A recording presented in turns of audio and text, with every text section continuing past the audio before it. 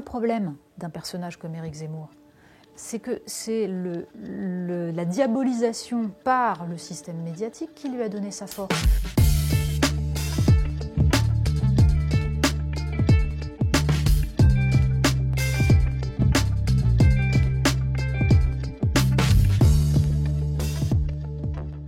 Bonjour Natacha Polony, Bonjour. Journaliste et éditorialiste, vous êtes directrice de la rédaction de l'hebdomadaire Marianne, vous avez la gentillesse de nous accueillir aujourd'hui.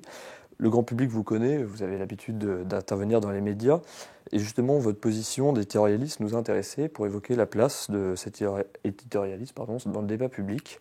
Aujourd'hui, quand on regarde les débats, j'en consomme et les citoyens français en consomment beaucoup, il y a deux tendances qui émergent, il y a deux termes qui émergent, les bien-pensants et les réacs. Il y a quelque chose de très manichéen en fait dans le débat public, d'où ma première question. Est-ce que quand on a une prise de position très tranchée sur des questions de société ou d'actualité, des faits d'actualité, ça nous oblige finalement à appartenir à l'une de ces deux catégories ? J'essaye de m'interdire d'employer ces catégories, je le fais le moins possible. Et quand j'emploie, ce qui arrive très rarement, le terme de bien-pensant, c'est uniquement dans le cadre d'une analyse qui renvoie à l'utilisation du terme chez Bernanos, la grande peur des bien-pensants. Justement parce que je trouve que la pensée par slogan est exactement ce qui est en train de tuer le débat public. Les invectives, on classe les gens dans des camps. Finalement, ça remonte assez loin, mais on peut dire que dans l'histoire des idées récentes en France, le basculement, c'est 2002. C'est le livre de Daniel Lindenberg, Le rappel à l'ordre, enquête sur les nouveaux réactionnaires, qui en gros se met à désigner ceux qui sont censés être dans le camp du mal. Et donc il y a une liste de gens qui n'ont rien à voir entre eux. C'est Philippe Muret, Régis Debray, Pierre Manant, Marcel Gauchet, ils y sont tous. Donc il y a là une espèce de liste de ceux qui pensent mal, sachant que on refuse de rentrer dans la complexité de leur pensée. Et en fait, ce genre de réflexe est catastrophique. Mais c'est pareil dans l'autre sens. Expliquer que tout ce qui déplaît est bien pensant.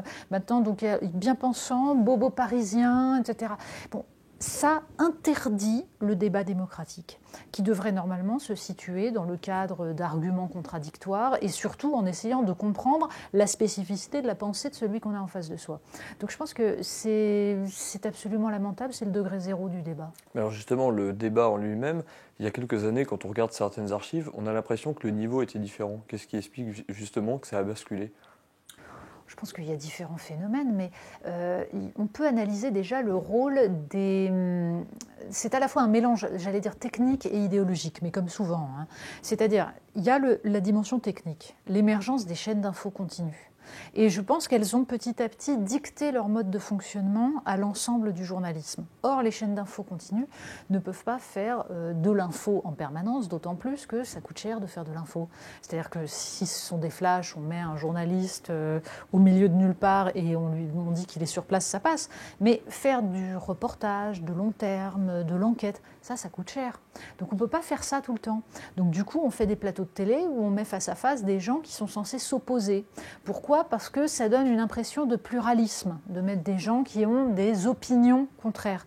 Sauf que c'est tout le problème. Est-ce que ces gens n'ont que des opinions ou est-ce qu'ils livrent des analyses ? C'est-à-dire, est-ce qu'ils jouent un rôle pédagogique qui consiste à replacer tel élément dans son contexte plus large ? Ce n'est pas du tout la même chose. Donc l'émergence de ces débats de plateau télé où il n'y a pas justement de réflexion sur le contexte, de temps long, où on est dans la réaction immédiate à la supposée actualité, ça je pense que c'est extrêmement néfaste. Ça c'est le premier point.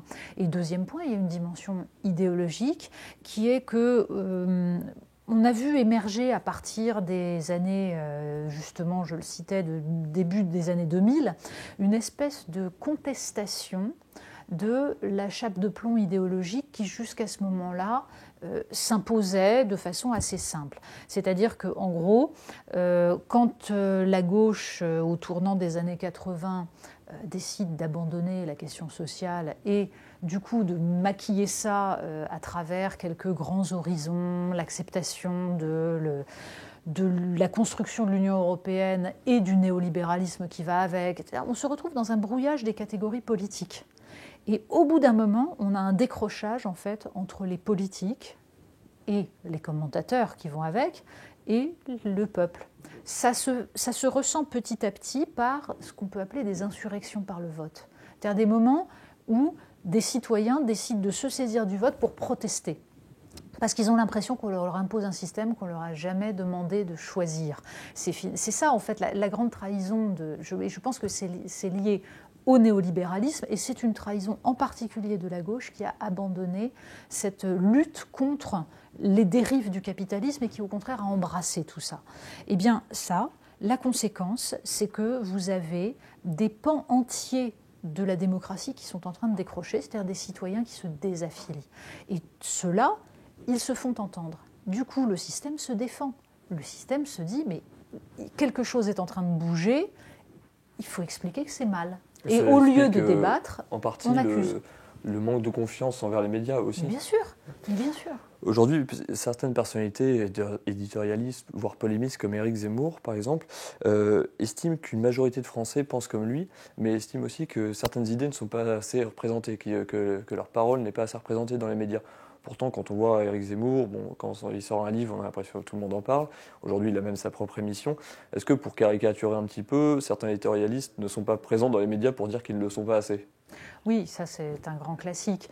En même temps, même quand ils ne le disent pas, les autres en face disent « ils n'arrêtent pas de se plaindre d'être muselés », même quand la personne en question ne se plaint pas. Donc tout ça est un jeu de posture, en l'occurrence sur Éric Zemmour. Ce qu'on peut dire, d'abord, je ne pense pas du tout que même ceux qui achètent les livres d'Éric Zemmour pensent comme Éric Zemmour. Oui. Je pense que les gens qui achètent les livres d'Éric Zemmour le font souvent comme un acte de protestation. Un peu comme les insurrections par le vote dont je parlais.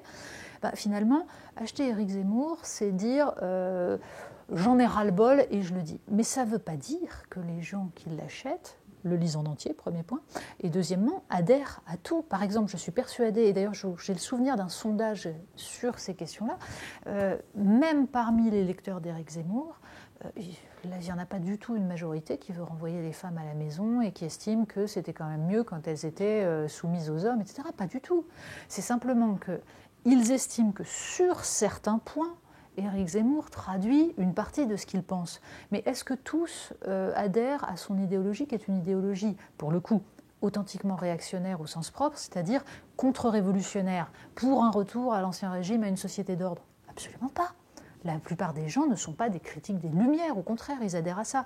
Donc en fait, le problème d'un personnage comme Éric Zemmour, c'est que c'est la diabolisation par le système médiatique qui lui a donné sa force. C'est-à-dire qu'à partir du moment où il y a eu toute une période, et ce n'est plus le cas aujourd'hui, mais il y a eu toute une période où il y avait une forme d'unanimisme dans les médias. Du coup, il était la seule voix dissonante. Mais ça lui a donné un pouvoir fantastique. Il est devenu le gourou de toute une partie de la population française qui avait l'impression de ne pas être entendue. Mais depuis, il s'est petit à petit caricaturé lui-même. À chaque fois, à chaque livre, il en donne un petit peu plus à son public. Il va un peu plus loin. Il garde le même discours depuis 20 ans. Absolument pas. Ouais. Si vous le lisez bien, vous voyez qu'il va à chaque fois un peu plus loin, parce qu'en fait, il creuse un sillon et que pour rester le seul, l'unique voie de la liberté, il a besoin d'aller un peu plus loin à chaque fois, puisque justement les lignes ont bougé, et qu'on peut quand même dire qu'il y a plus de pluralisme aujourd'hui qu'il n'y en avait il y a 15 ans dans les médias.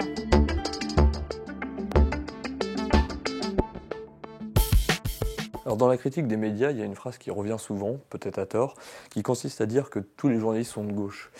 Partons de ce postulat, en admettant que ça soit vrai, pourquoi est-ce que finalement c'est plus facile pour un journaliste d'être de gauche ? Alors d'abord, j'aimerais qu'on définisse ce que c'est que la gauche et la droite quand on parle de ça. Je vais vous dire, je pense qu'il y a...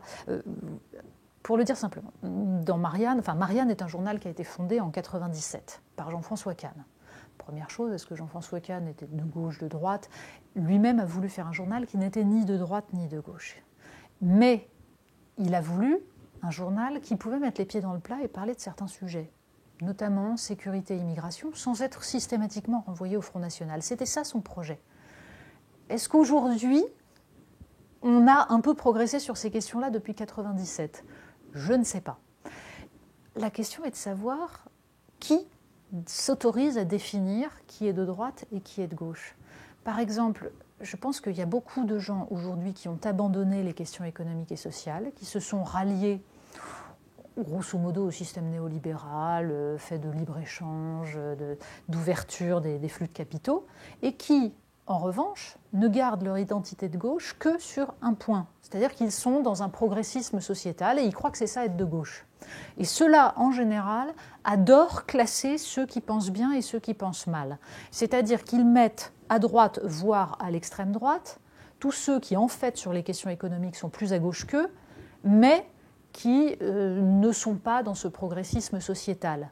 Ça leur permet de se racheter une conscience de gauche. Je crois que le problème vient souvent de là, mais ça ne veut pas dire que tous les journalistes sont de gauche, ça ne veut pas dire qu'on sait définir exactement ce qu'est la gauche et ce qu'est la droite aujourd'hui, et je pense qu'il faut se garder de ce genre de catégorie.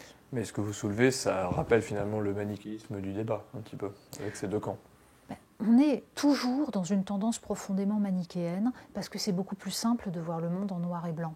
Donc c'est gauche ou droite, c'est progressiste, mondialiste, tout ça est totalement ridicule.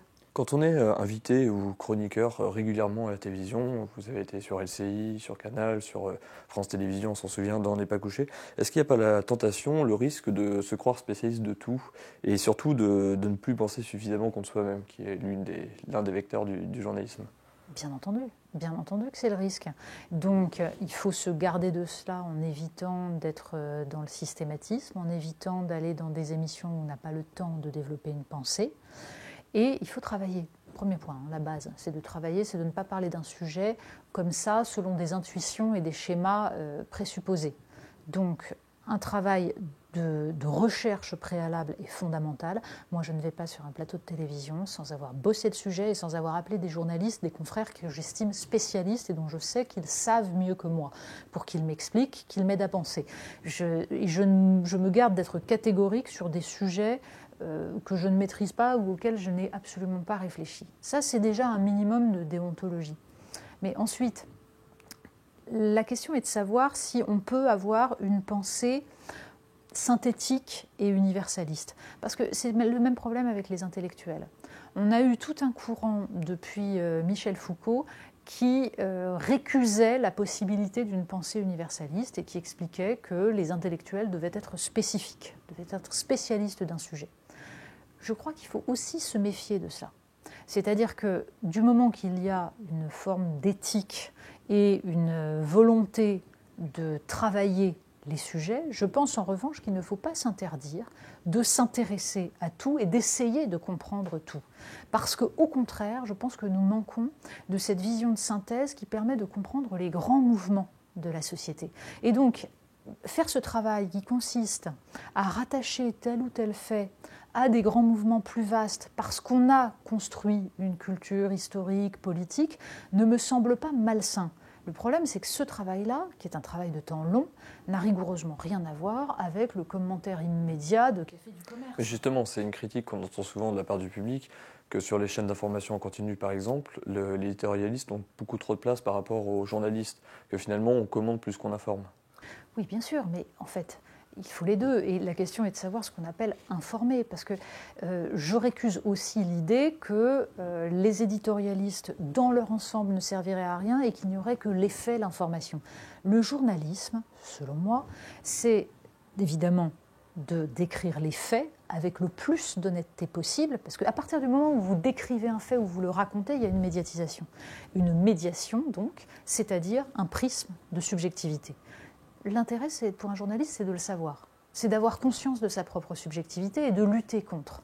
Donc le premier point, c'est ça, c'est l'honnêteté intellectuelle. Et ensuite, c'est la capacité à replacer ce fait dans un contexte plus large. Parce que les faits en eux-mêmes peuvent ne rien dire du tout. J'ai toujours en tête cet exemple que me citait Jean-François Kahn. À chaque fois, il racontait que Septembre Noir, il est au cœur des événements. Il est même le seul journaliste qui avait quitté l'hôtel et qui était allé se promener dans les rues. Tout se met à péter autour. Donc, tous les autres sont coincés dans l'hôtel ensemble et lui est sur le terrain. Ça tire de partout. Ma moralité, il n'a rien compris. Rien. Et il a été obligé de retourner à son hôtel, de se faire raconter par les autres journalistes qui avaient accès à leur rédaction, se faire raconter ce qui s'était passé. Et il disait toujours, voilà, ça c'est l'exemple même qui raconte que le terrain tout seul, ça ne sert à rien. Si vous n'avez pas les clés intellectuelles pour comprendre, si vous n'êtes pas capable de penser les choses, de les replacer dans leur contexte, ça ne marche pas. Donc il faut les deux. Il faut le terrain, les faits, et il faut la connaissance qui permet de donner les clés, parce que le lecteur, le téléspectateur, c'est ça dont il a besoin, et c'est comme ça que lui va se faire sa propre idée, va penser par lui-même. Et notre rôle, c'est de faire en sorte, c'est de créer du débat démocratique, c'est de faire en sorte que le lecteur pense par lui-même. Vous l'aviez évoqué un petit peu au départ de notre entretien, et je voudrais revenir là-dessus.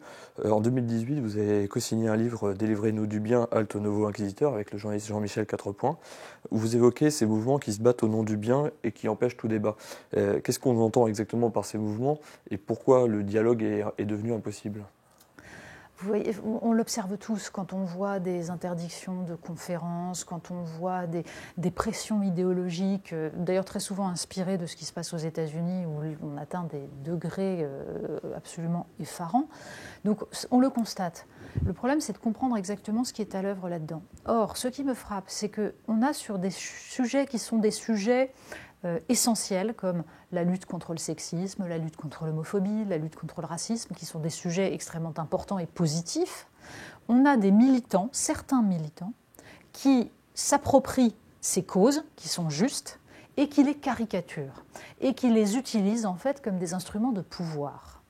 Et dans ces cas-là, on sait que ce sont toujours les plus radicaux qui exercent une pression sur les autres. Et c'est ce phénomène-là qui est à l'œuvre au nom d'une vision des équilibres dans une société qui relève beaucoup de l'organisation de la société telle qu'elle existe aux États-Unis. C'est-à-dire qu'en gros, l'idée, c'est qu'aux États-Unis, l'espace public est le libre jeu des différentes minorités et en fait se crée un équilibre naturel entre ces minorités, ces communautés, et c'est cela qui va aboutir au bien commun.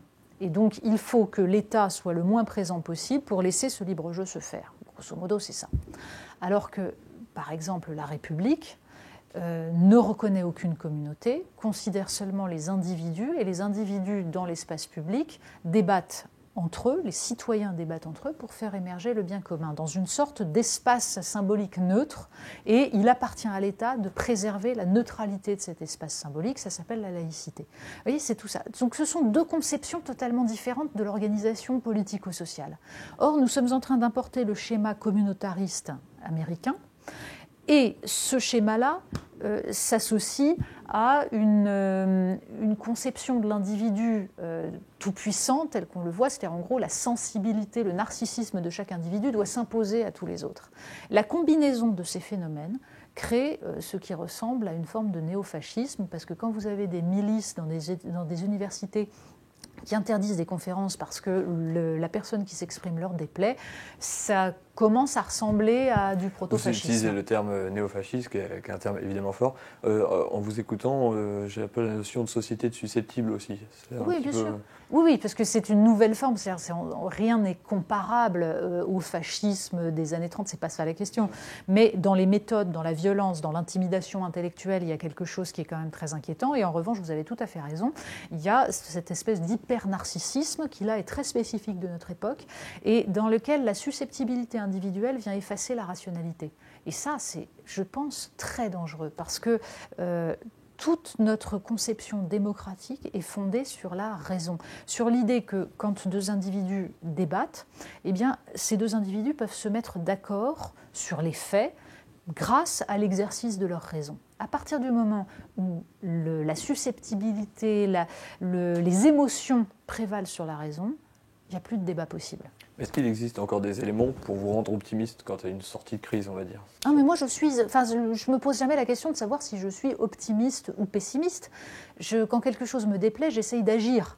C'est tout. Après, je ne me demande pas s'il faut se dire que ça va aller de mal en pis ou si au contraire ça ira mieux. La question, c'est quels moyens on se donne pour essayer de changer les choses, de les améliorer. Alors justement, en ce moment, on voit pas mal de populisme monter en Europe face à la tyrannie de ces minorités. Est-ce qu'il n'y a pas le risque inverse que finalement la tyrannie de la majorité qui s'impose dans des pays ? Non, mais ce sont des phénomènes en miroir, en fait. Ce sont des phénomènes qui se renforcent avec des conceptions totalement biaisées de ce qu'on peut appeler minorité ou majorité. Le principe d'une démocratie, c'est que c'est la majorité, le choix majoritaire qui prévaut. Donc, toutes ces minorités dont on parlait, hélas, considèrent qu'à partir du moment où une majorité existe, c'est déjà insupportable. Et donc, on en est maintenant au moment où il faudrait quasiment nier le fait majoritaire qui n'a pas le droit d'exister. Mais en face, vous avez en effet des gens qui, face à ce phénomène, ou aussi pour d'autres raisons, considèrent que, en gros, il faut se créer une identité. Et en fait, ils transforment leur supposée majorité en une forme de défense minoritaire. C'est-à-dire qu'ils en deviennent agressifs et en défense comme s'ils étaient attaqués. On le voit par exemple avec la fameuse thématique du racisme anti-blanc. C'est-à-dire l'idée qu'il y aurait des groupes, des communautés qui se battraient entre elles. Bon. Donc, la question d'une démocratie, elle fonctionne sur le fait majoritaire, mais le principe, c'est que nous sommes des individus et pas des communautés, et que du coup, cette majorité change. Ce n'est pas toujours la même. Ce n'est pas une majorité qui écrase une ou des minorités. C'est sur chaque sujet une délibération qui permet de faire émerger l'opinion commune. Mais la démocratie ne fonctionne que si on considère les individus comme étant autonomes, donc ne dépendant pas de leur communauté. Et ce n'est pas parce qu'on est de telle origine, de telle religion, qu'on va penser comme tous les gens qui ont telle origine ou telle religion.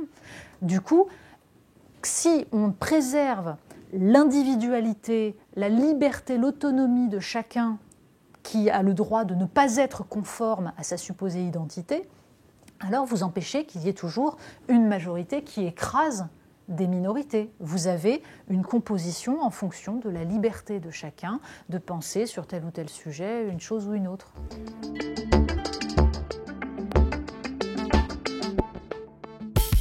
Alors, je voudrais conclure cet entretien par une question un peu d'actualité. C'est une actualité depuis plusieurs mois maintenant, les Gilets jaunes, ça ne vous aurait pas échappé. En tant que journaliste, en tant que directrice d'un journal, est-ce que vous avez tiré des leçons finalement de ce mouvement Gilets jaunes qui était très critique, entre autres à l'égard des médias ? Moi, je pense que ce mouvement, en effet, était un mouvement de remise en cause de l'ensemble des institutions, de colère contre toutes les institutions, et de fait, les médias sont une institution.